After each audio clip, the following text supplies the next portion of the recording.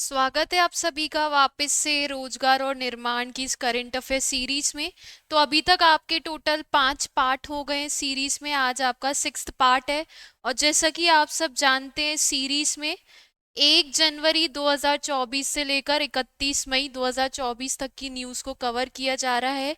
कौन कौन सी कैटेगरी में? तो इंटरनेशनल कैटेगरी पे, नेशनल यानी इंडिया लेवल पे जो न्यूज़ होगी इम्पोर्टेंट उन्हें भी देखेंगे, और एमपी के पॉइंट ऑफ व्यू से भी जो खबरें इंपॉर्टेंट होगी हम उन्हें भी देखेंगे। तो टोटल इस सीरीज में 10 पार्ट्स होंगे आपके। आज 6 नंबर का पार्ट है। तो चलिए आज की पहली खबर, पहली न्यूज़ देखें। तो पहली खबर क्या कही जा रही है कि सुभाष चंद्र बोस आपदा प्रबंधन पुरस्कार के लिए किसको चुना गया है, किसको चयनित किया गया है? कौन सा अवार्ड है ये? तो ये अवार्ड आपको देखने को मिलेगा सुभाष चंद्र बोस, सुभाष चंद्र बोस आपदा प्रबंधन यानी disaster management award, disaster management award के लिए किसको चुना गया है? तो वो है आपकी 60 पैराशूट फील्ड हॉस्पिटल, जो कि कहाँ का है? यूपी का। 60 पैराशूट फील्ड हॉस्पिटल ये यूपी का है, उत्तर प्रदेश का है। इस हॉस्पिटल को चुना गया है किस अवार्ड के लिए? तो Subhash Chandra Bose disaster management award के लिए। अब ये जो हॉस्पिटल है, बेसिकली ये हॉस्पिटल 1942 में से स्टैब्लिश किया गया था यूपी में। कब? 1942 में इसे स्टैब्लिश किया गया था, जब उत्तराखंड में बाढ़ आई थी। तो भी इस हॉस्पिटल के द्वारा बहुत बड़ा रोल प्ले किया गया था। जब ऑपरेशन मैत्री चलाया गया था 2015 में, किसके तहत ऑपरेशन मैत्री चलाया था? तो ऑपरेशन मैत्री चलाया गया था नेपाल भूकंप और इंडोनेशिया सुनामी के दौरान, है ना। ऑपरेशन मैत्री कब चलाया गया था? जब नेपाल में भूकंप आया था।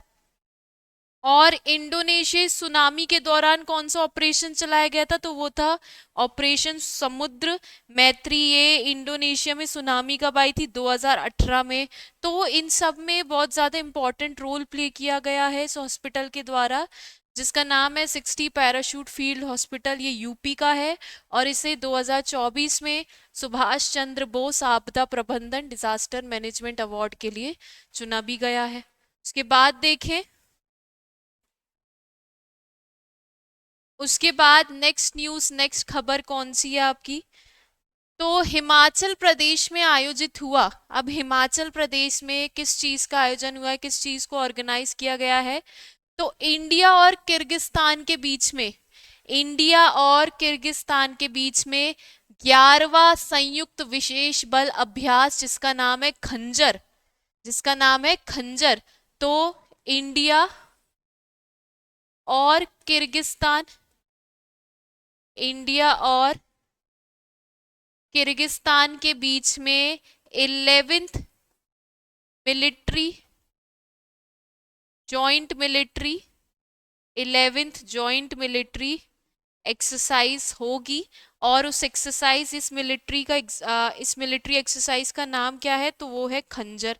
अब क्वेश्चन कैसे बन जाएगा कि जो खंजर जो है, खंजर जो कि संयुक्त विशेष बल अभ्यास है, ये एक जॉइंट मिलिट्री एक्सरसाइज है, ये किन दो देश के बीच में होगी? तो भारत और किर्गिस्तान के बीच में। उसके बाद देखें,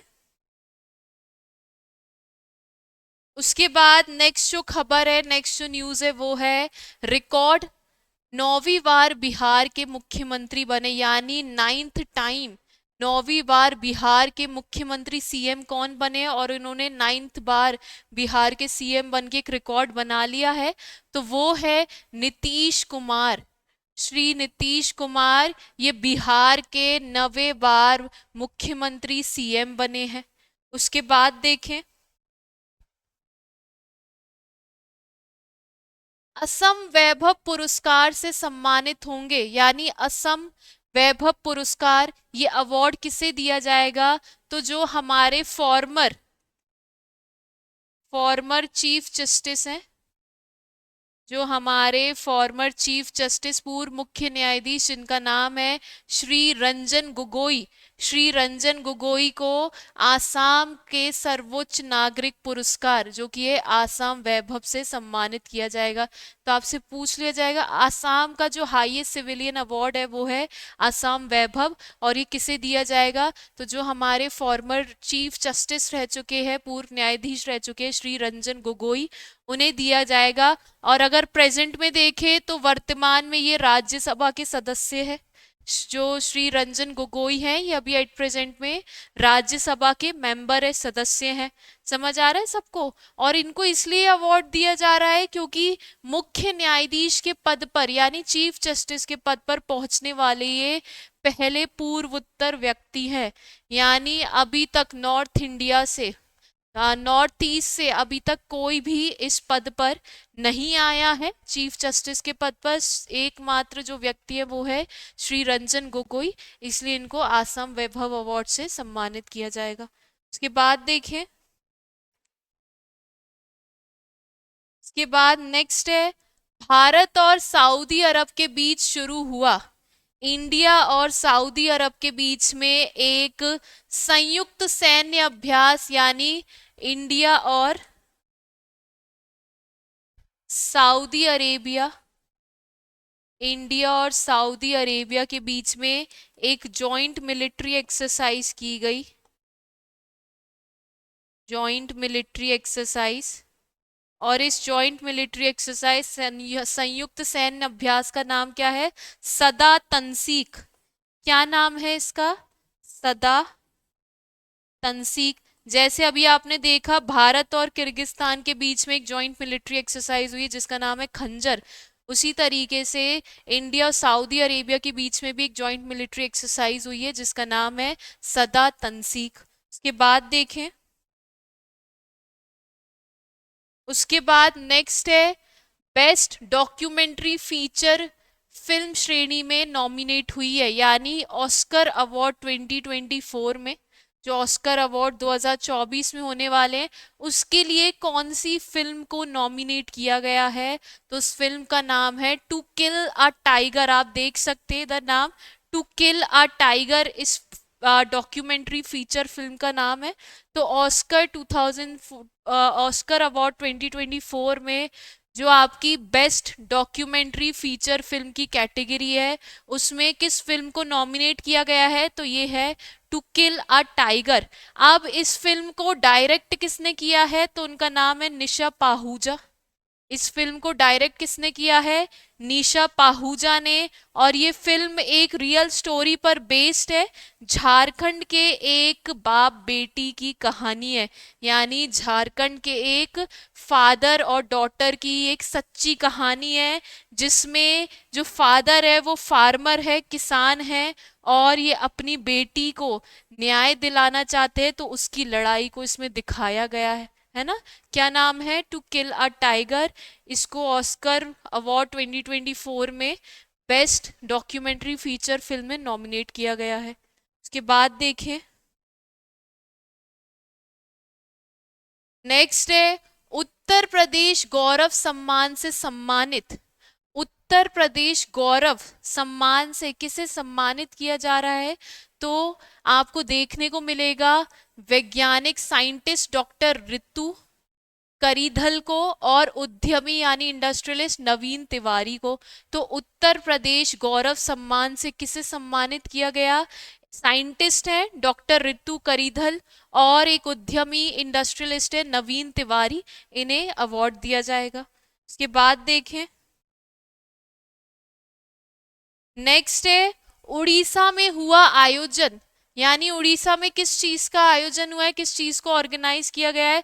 तो fourth national Chilka bird festival, चौथा राष्ट्रीय चिल्का पक्षी महोत्सव का वहां पे आयोजन किया जा रहा है, फोर्थ नेशनल चिल्का पक्षी महोत्सव। और हम सब जानते जो चिल्का, ये आपकी उड़ीसा में झील है, लेक है, जो कि एशिया की सबसे बड़ी खारे पानी की झील है ना? चिल्का जो है ये उड़ीसा में झील है जो कि एशिया की सबसे बड़े खारे पानी की झील है।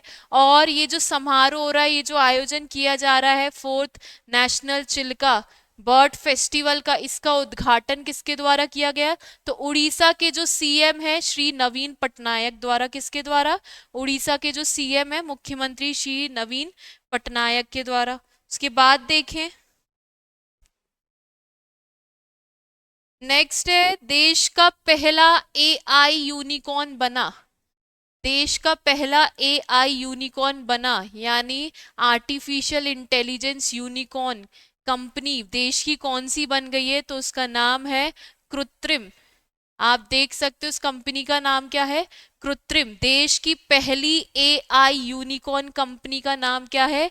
कृत्रिम। तो ये ओला के जो फाउंडर हैं, ओला के जो फाउंडर और चेयरमैन है जिनका नाम है भाविश अग्रवाल, भाविश अग्रवाल की ये स्टार्टअप, एआई स्टार्टअप कंपनी है कृत्रिम, जो कि देश की पहली एआई यूनिकॉर्न कंपनी बन चुकी है। तो ये चीज भी आपको पता होना चाहिए। उसके बाद देखें, उसके बाद नेक्स्ट है विरासत के लिए 2 लाख पाउंड का अनुदान। विरासत के लिए किसे 2 लाख पाउंड का अनुदान ग्रांट दिया गया है? तो ब्रिटेन के एक संग्रहालय को, ब्रिटेन के एक म्यूजियम को नेशनल लॉटरी हेरिटेज फंड की ओर से लगभग 2 लाख पाउंड का अनुदान दिया गया है। कहाँ पर? ब्रिटिश के एक म्यूजियम, ब्रिटेन के एक म्यूजियम संग्रहालय को नेशनल लॉटरी हेरिटेज फंड की ओर से लगभग 2 लाख पाउंड का अनुदान दिया गया है ना? तो ये चीज भी आपको पता होनी चाहिए। जब इस म्यूजियम की 100वीं वर्षगांठ थी उस पर ही इसको ये धनराशि प्रदान की गई इस म्यूजियम को। इसके बाद देखें, 2 साल की उम्र में माउंट एवरेस्ट बेस कैंप तक पहुंचा। मात्र 2 साल की उम्र में माउंट एवरेस्ट के बेस कैंप तक कौन पहुंचा? तो स्कॉटलैंड में रहने वाले 2 साल का कार्टर डलास। क्या नाम है?